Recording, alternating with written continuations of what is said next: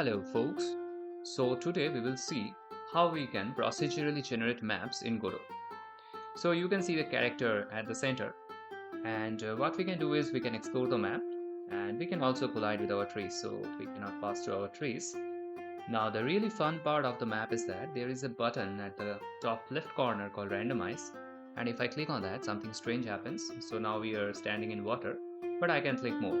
And so what this will do is it will generate random maps, and as you can see, these tiles and these trees and their placements, everything is procedurally generated. And this is very handy when we are making RPG games and in case we want to make roguelike games. So what we will do is we will first create our tiles like the terrain tiles in a tile map layer, and on top of that we will place these trees along with the collisions. So let's see how we can do this. Now, in case you were following me from the RPG series that we are making, we are taking a short break from it, but no worries, we will come back soon.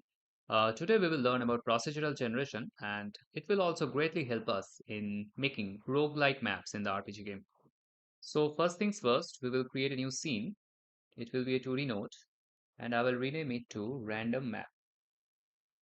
I will save this scene in my scenes folder, and yeah. So, in the random map, we will need few things. So, we will need a tile map layer, and inside we will need another tile map layer. So the first one is for our terrain and the second one is for our trees. So let me rename it to tree layer. Now then we need a canvas layer and we also need a button. Why a button? This is the randomize button, of course. So randomize. And you can see we have the button generated over here. So now if I run this scene, there is not much. So we only have the randomize button in the top left corner, and clicking on it, nothing happens. So now what we need to do is in our tile map layer, we have to add a script. So let me add a script and I will save it inside the scripts folder, and the name can be tile map layer.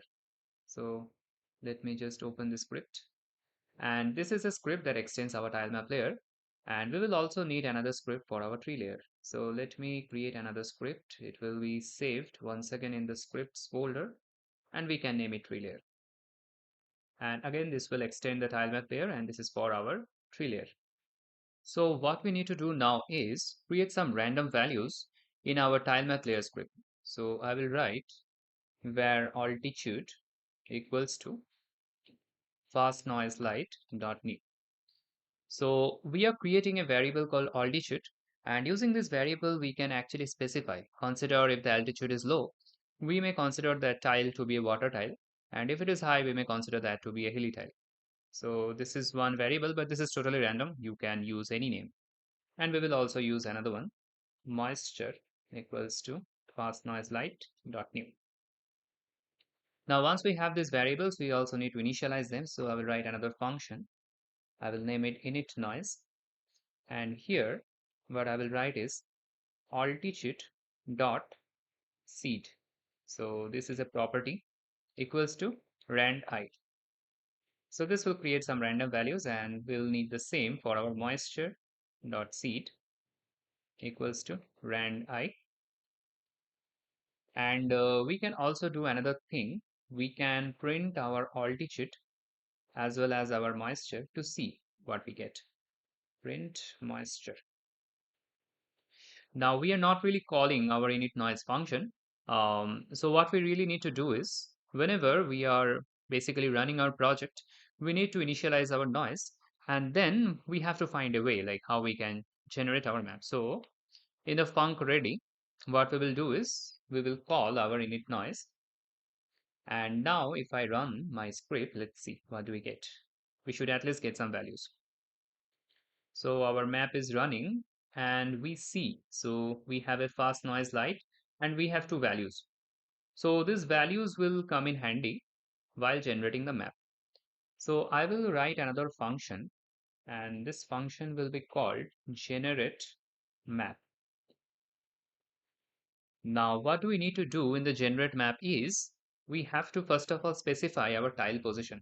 So we will write a variable called tile position, and this tile position we will use local to map, and inside we will write vector2 0, 0. So this is like the origin of our map. And then we have to draw our tiles. So right now we don't have any tiles, but yeah, that is something we need to do inside our generate map. And we will also call our generate map in our ready. And there is also a button. So for our button, what we need to do is we can click on the button. We should do it later, but we can connect our button to our tile map layer. And so we will have a signal button, and inside the button also we need to call the init noise and the generate map, because when we are clicking the button, we are basically redrawing our map. So we are basically once again doing whatever we are doing inside the ready. So this is what we will have inside the button. But now there is a very important thing that we need to see is what about the tiles? So right now in our tile map layer, we don't have any tiles. So what we can do is inside the tile set, we can see it is empty. So we have to get some tile set. So I will do a new tile set. And here in the tile set, I have to import some assets. So let's see, we have some assets or no. We have some assets, but I want to import some different assets that is more suitable for this project. So here I have a terrain for, I will import this terrain 3. And where is this one? Somewhere below. So let me just keep it here. And I think I will also take the terrain 4 if it is required. And will also take these trees. So let me just import it inside my assets. And if we take a look how this looks like, so this is basically 4 tiles. So this is one of the assets. This is the other one, not the tiger, not the coin tree. And this is our trees. So we have taken these assets, and now in my tile map layer, what I will do is in the tile set, let me import the tree.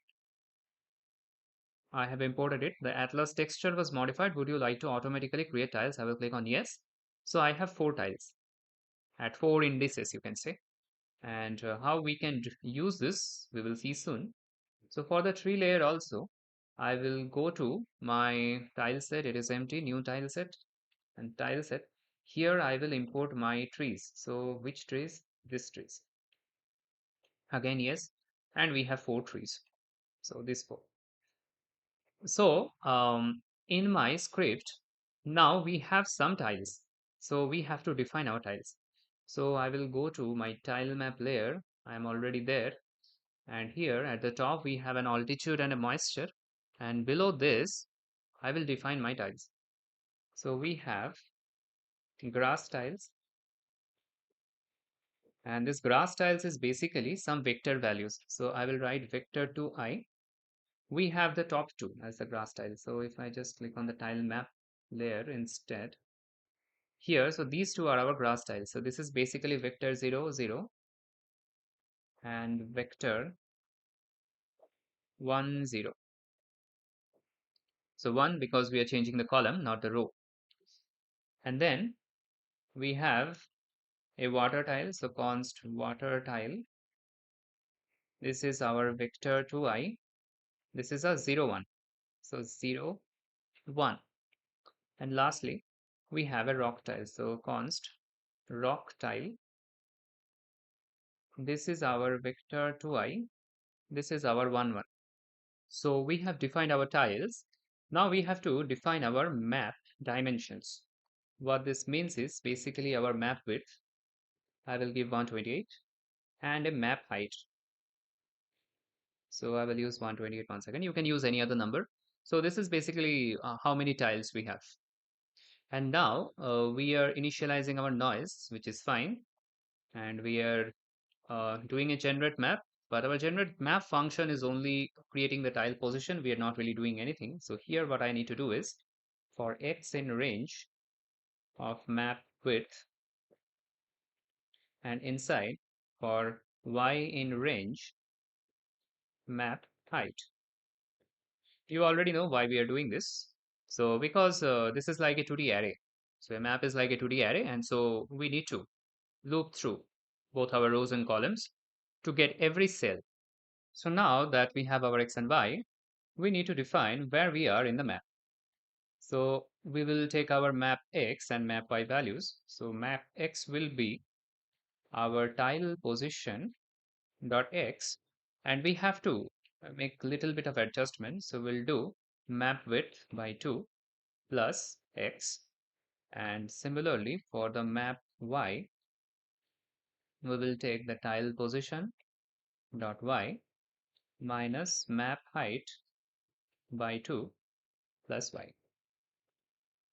So we have our current location, and now what we need to do is we need to get the current values of our moisture and altitude that we have defined. So these are random values, but what is the value for the current cell or the current tile that we will get? So what I will do is where moisture curve equals to, I will do is moisture dot get noise 2D.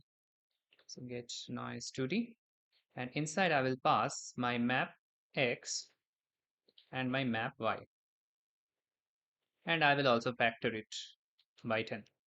So we got our moisture, and now we have our altitude.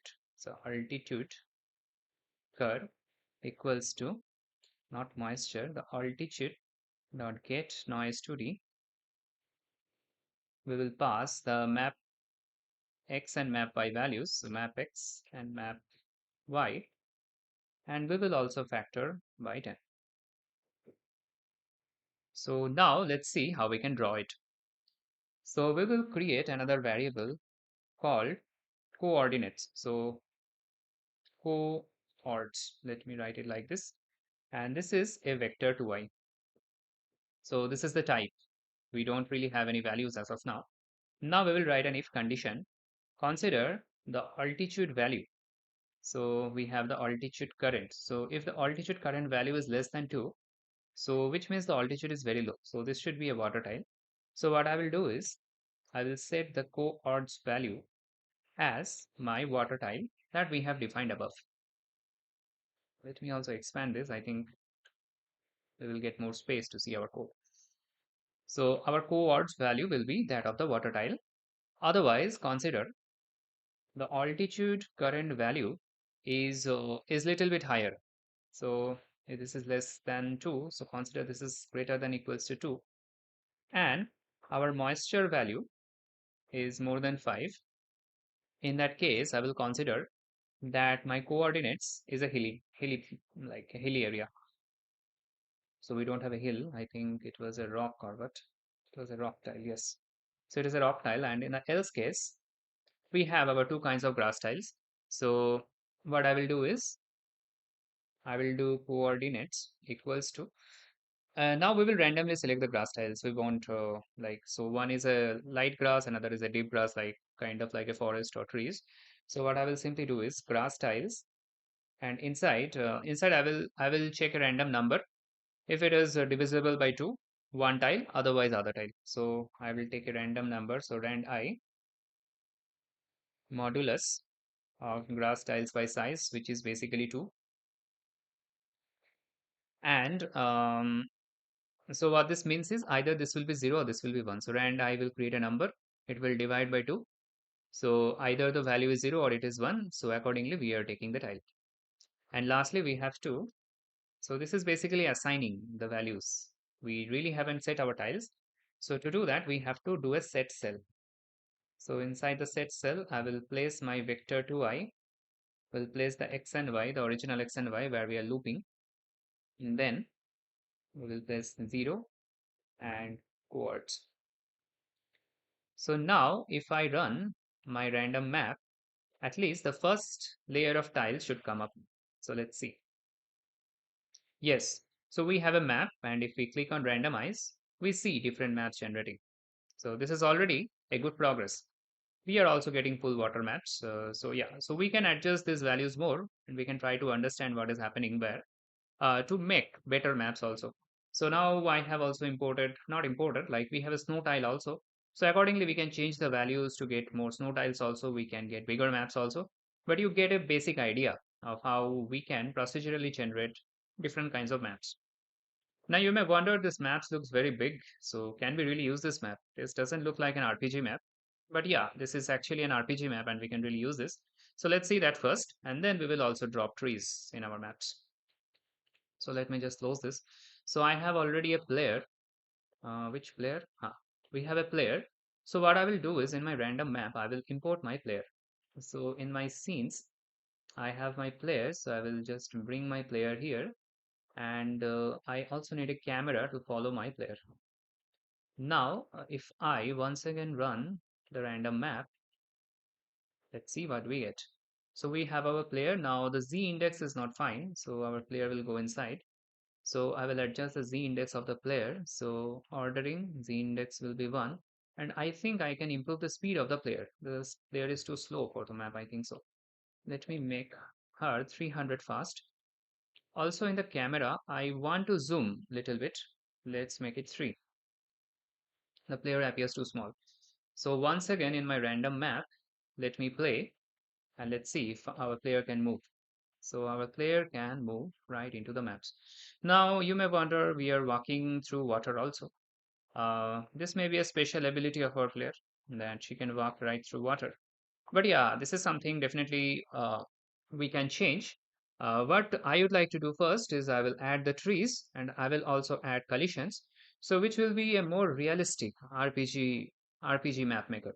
So if I randomize, the terrains are changing and yeah, we can also walk.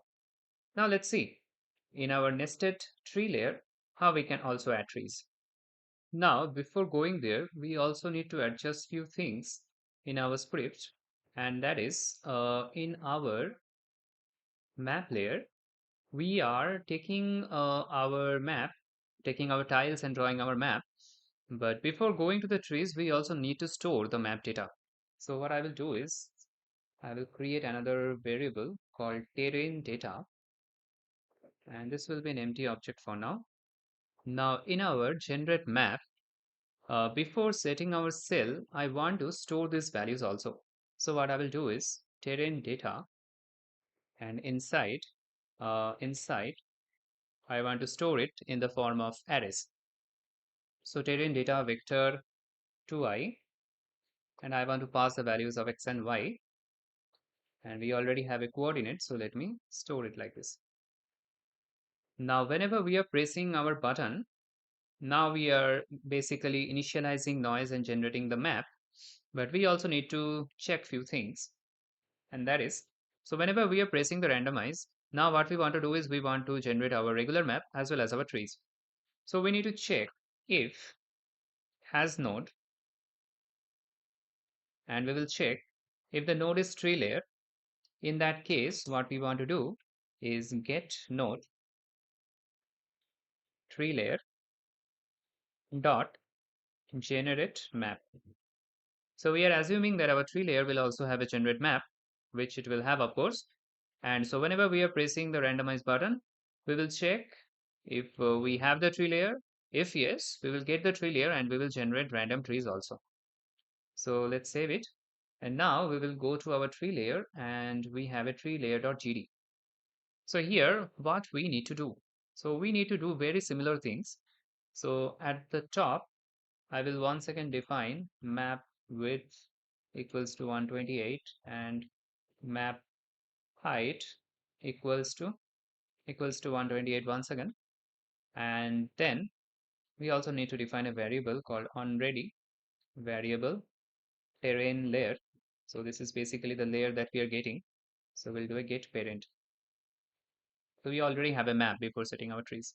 Now we have some types of trees. So here we have 4 kinds of trees. So I think two grass trees, one cherry blossom kind of tree, another one is a snow tree.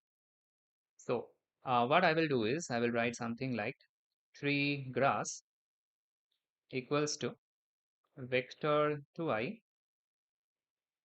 We will use 0, 0 and vector 2i. This will not be 1, 0. This will be 1, 1. Next, we will define another tree. Let me name it tree cherry. Cherry. CHERRI. Not sure if the spelling is right or wrong, but yeah, anyway, whatever it is, it will work. So this will be 0, 1. And lastly, we will define a tree snow. This will be vector 2i. This will be 1 comma 0. So we have our trees defined. Now what we need to do is, let's take a look at our parent function to take inspiration. So we will have an init noise and we will generate our map. So that's all we need to do. So where is our tree layer? Here. So now, first things first, inside the ready, we will do a generate map. We don't really need to do the init noise because we already have some noise. And then we will create the function called generate map. Now in the generate map, because we already have some trees from before, so we will first clear everything and then we will start generating our trees. So we will first take the terrain data.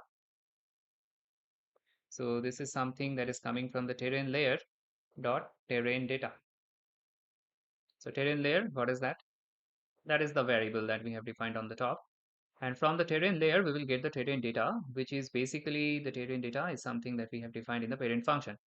So this is something that we will get inside the generate map and we will store it inside the terrain data.